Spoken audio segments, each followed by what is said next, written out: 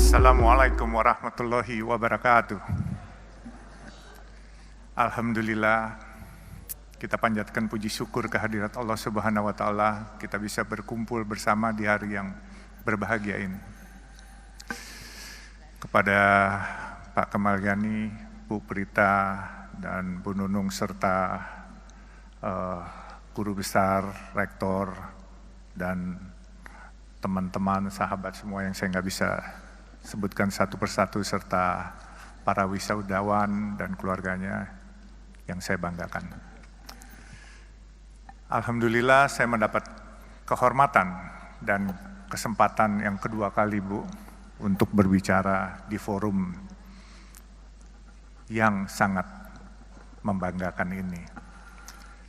Saya mungkin nggak panjang lebar, tetapi saya harus ceritakan apa yang terjadi di waktu tadi Ibu speech.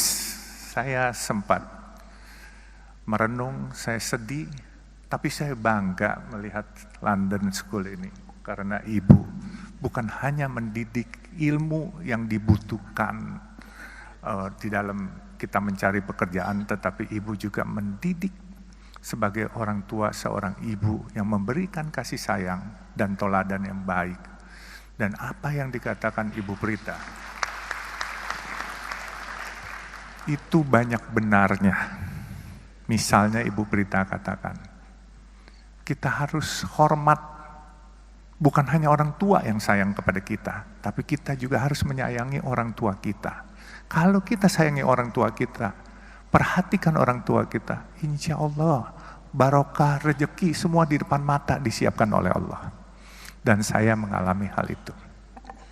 Jadi mungkin saya mulai. Saya ini saat ini bukan CEO lagi, bukan direktur utama lagi dari Citra Marga Nusapala, yaitu pengelola jalan tol.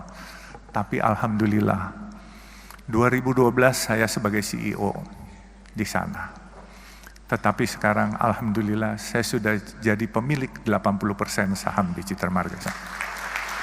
Itu semua bukan karena kepintaran saya, bukan karena kehebatan saya, tetapi semua gerak Allah. Saya mulai dari kecil, saya sebagai pedagang es mambo, pedagang asongan. Saya tidak pernah bermimpi, tapi saya punya mimpi selalu. Oleh sebab itu saya selalu katakan kepada teman-teman, dalam hidup ini kita harus punya mimpi, tetapi mimpi itu harus kita juga yang membuat menjadi kenyataan. Jangan biarkan mimpi itu berangan-angan saja di kepala kita, tapi kita harus jadikan kenyataan. Untuk membuat itu bagaimana? Tadi Bu Prita sudah bicara, kita jadi orang harus jujur dan amanah. Kedua, harus sayang kepada orang tua, karena doa orang tua ini membuat jalan kita jadi mulus. Saya selalu katakan kepada anak-anak saya, mungkin kalau kamu disuruh pilih sayang ibu atau bapak, kamu bingung. Tapi saya tekankan kepada anak-anak saya, pertama kamu harus lebih hormat, lebih sayang kepada ibu kamu. Baru kedua bapak kamu. Karena pengorbanan ibu kamu jauh lebih besar daripada bapak kamu. Jadi ibu mengandung kita. Begitu kita lahir, kita disuapin, terus kemudian kita ngompol, kita buang air besar, tengah malam, lagi tidur enak-enak, dia bangun, dia susuin kita, kadang-kala cuci, kita punya ngompol cuci, kita punya bekas buang air. Kemudian dia didik kita, dia bawa kita ke sekolah, dia antar, diajarin kita. Kalau seorang ayah cuma cari nafkah saja diberikan, tetapi kalau yang mendidik anak-anak itu semua peran ibu sangat besar. Oleh sebab itu jangan sampai kita lupa akan pengorbanan seorang ibu. Dan pengorbanan seorang ibu itu nggak bisa diukur dengan materi. Saya pun kadangkala suka sedih. Saya kalau ke makam ibu bapak saya, andai kata saya masih punya ibu bapak, pasti saya akan sayangin lebih. Tapi ya, mungkin Tuhan berencana lain. Jadi mungkin saya harus jelaskan. Kegiatan saya adalah dulu cita-cita cuman jadi tukang parkir. Waktu saya sekolah SMA, saya suka liwat di daerah Pasar Baru.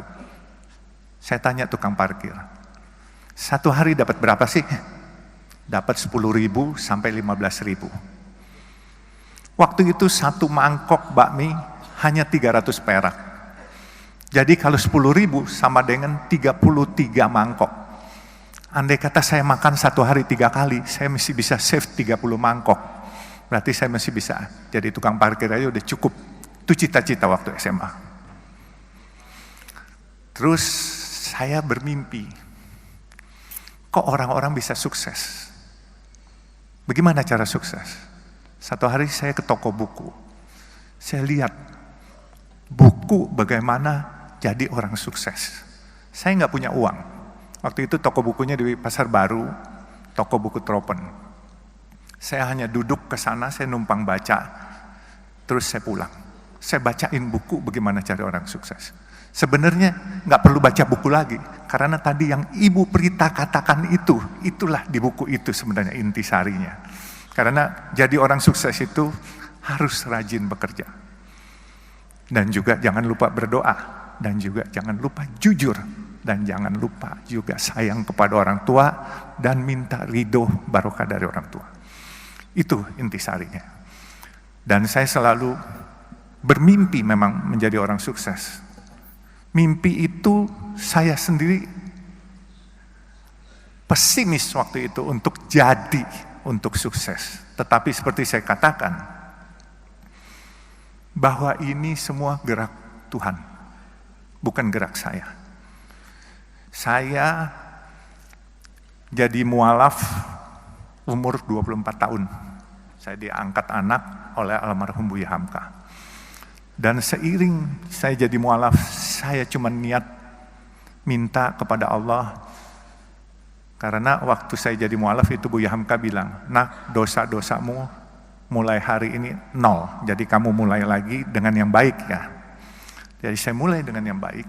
Dan saya niat minta kepada Allah, ya Allah, dengan perkenan Engkau, kalau memang diperkenankan, aku ingin mengharumkan nama Islam dan aku ingin sukses. Sukses itu entah bagaimana, apakah punya nama besar, apakah punya harta, saya bilang terserah. Rupanya doa saya dijabah Allah. Dan saya bisa mendapat kesempatan mempunyai usaha. Saya punya usaha kayu dulu di Kalimantan, saya bikin triplex. Tapi waktu Orde Baru, karena saya kurang dekat dengan pemerintahan waktu itu, akhirnya saya dikeluarkan satu surat untuk tidak dilayani dokumentasinya. Akhirnya saya tutup pabrik saya, 11.000 karyawan saya harus pulang ke Jawa itu semua. Dan saya nggak kecil hati. Saya bilang, ya Allah, kalau memang ini rencanamu, nggak apa-apa. 11.000 karyawan bedol desa semua pulang. Saya diam, terus saya coba lagi untuk berusaha lagi. Tetap kadangkala jatuh bangun itu pasti. Ya ada hal-hal waktu 2008, saya ingat itu pabrik tahun 94 saya tutup dan saya 2008 diajak seorang teman. 14 tahun saya pensiun itu ibaratnya nggak ada kerjaan. Diajak seorang teman untuk ikut di perusahaan pemboran minyak lepas pantai. Tapi 1 tahun saya bilang ini bukan bidang saya. Kemudian saya tahun 2012 saya ditawarkan oleh